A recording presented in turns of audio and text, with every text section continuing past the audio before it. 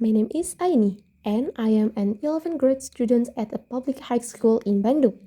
This semester break feels different from the usual. Instead of spending time lazing around at home as I have in previous years, I decided to join a 3-week short-term exchange program in a remote village in Nusa Tenggara with 5 of my classmates.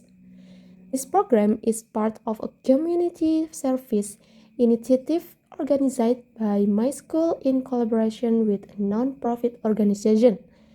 The goal is to teach children in remote areas while learning about the lives of the local community. Initially, I had some doubt about joining. I was worried that I would not be able to handle living far from the comfort of the city and the modern facilities I am used to. The journey to the village took nearly 2 full days. We had to take a plane, followed by an 8-hour overland trip in an open-back truck, traveling over rocky, winding roads nestled between arid hills. When we finally arrived, I was greeted by a landscape vastly different from what I see in my daily life. House with textured roofs, no internet signal, and electricity that only runs for a few hours each night. The first few days were truly challenging. I had to adapt to the lack of internet access, limited clean water, and nighttime temperatures that were much colder than I had anticipated. However, I slowly began to find a new rhythm. Every morning, my friend and I talk at the local elementary school, helping the children learn to read, count, and grab some basic English. In the afternoon, we were often taken around the village by Pak Yakabus, a community leader who acted as our guide throughout the program. One of the most memorable moments happened during the second week. I got to know a girl named Maria, my 12-year-old student. Even though her family life simply and she has to walk more than an hour every day to get to school. Her enthusiasm for learning is extraordinary.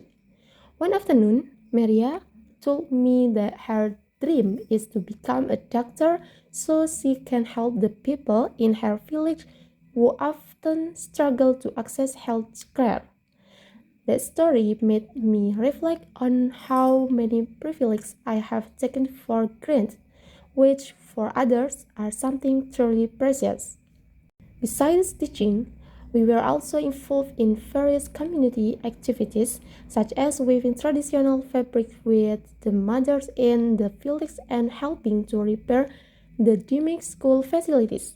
At night, the village often invited us to sit together in their yards, enjoying the star-filled sky free from light pollution, while listening to legends and stories of the village from the elders. 3 weeks passed by so quickly. On the last day, the entire village held a simple farewell event. Maria gave me a moving bracelet she made hers as a keepsake. I almost cried when I had to say goodbye to her and the other children who had become such an important part of my experience over the last 3 weeks. One day way home, I spent a lot of time reflecting. This holiday taught me many things that I would never have gained just by sitting in a classroom or reading books. I learned about simplicity, resilience, and the importance of being grateful for what I have.